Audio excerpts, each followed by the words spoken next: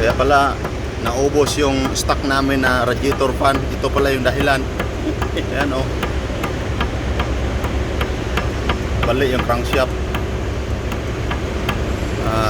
Umaandar pa rin siya. Hindi mo ma-identify na bali kasi hindi palyado yung makina. Yung nangyayari, laging napuputol yung radiator fan.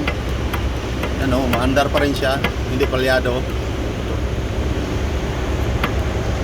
Sus. Ayan, Perkins 4 cylinder.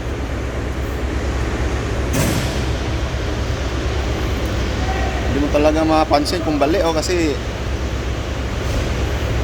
buo pa rin siya, maandar pa rin.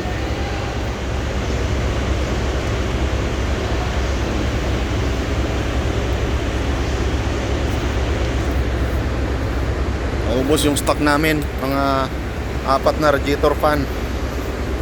Naubos. Ito pala, putol pala yung crankshaft.